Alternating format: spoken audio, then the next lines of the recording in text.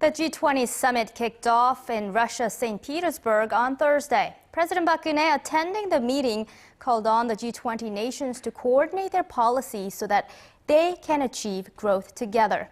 Our presidential correspondent Eoh Jin-joo sent us this report.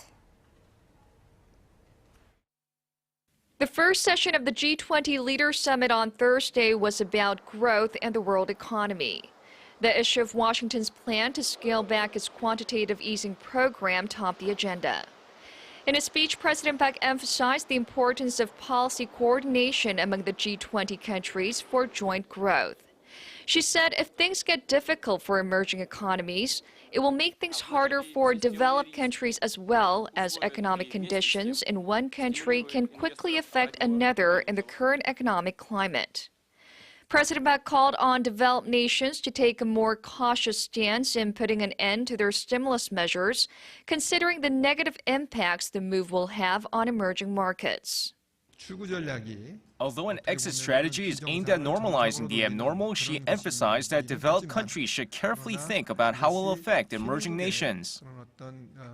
Senior Presidential Secretary for Economic Affairs Cho Won-dong told reporters that President Park played a role as what he called a facilitator, trying to bridge the gap between developing and developed nations.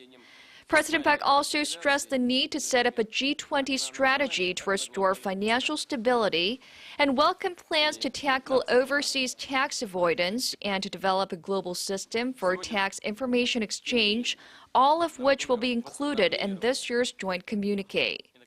Meanwhile, attention has been drawn as to whether President Park will separately hold talks with Japanese Prime Minister Shinzo Abe during the summit. Cheong-won confirmed that the two shortly met at a reception ahead of a working dinner in the evening.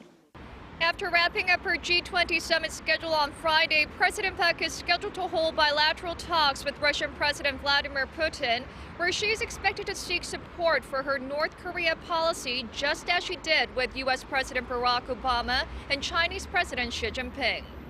Eoh Jin-joo, Arirang News, St. Petersburg.